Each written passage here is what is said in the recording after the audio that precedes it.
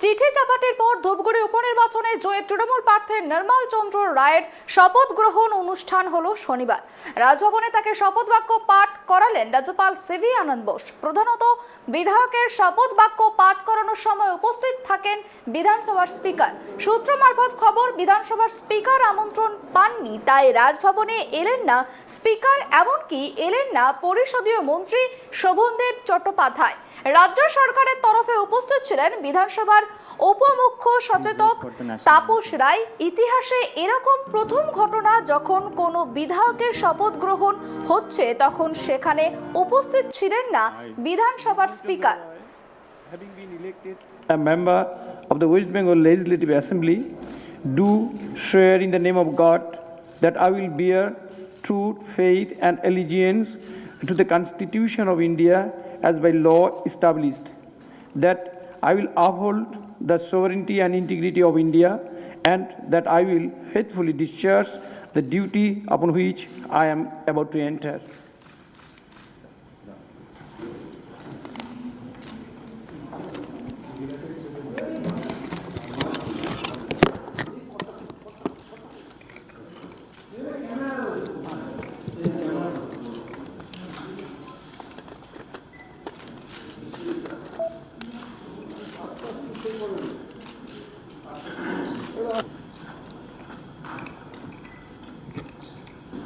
Now the MLA Nirmal Chandra Rai will felicitate Honorable Governor.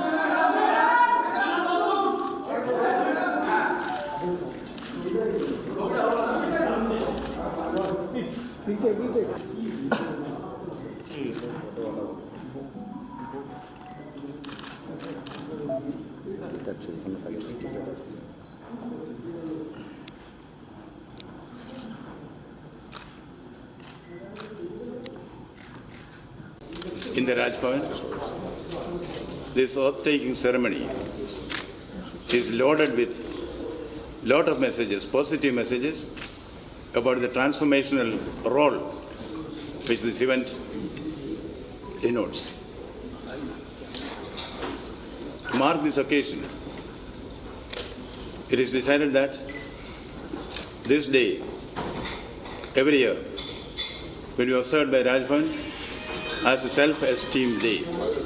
এই ব্যাপারটা তো সাংবিধানিক ব্যাপার। সংবিধানে যেভাবে বলা হয়েছে মহামান্য রাজ্যপাল সেটাই করেছেন।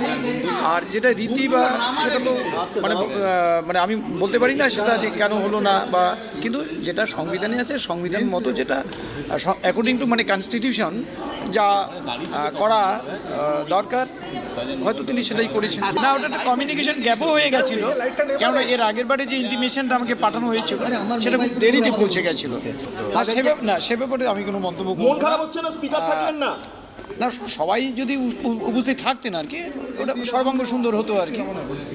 যে ডেলিগেট যদি পাওয়ার গভর্নর করেন তাহলে পরে, ডেলিগেট যদি না করেন তিনি নিজে পাঠ করাতে পারেন।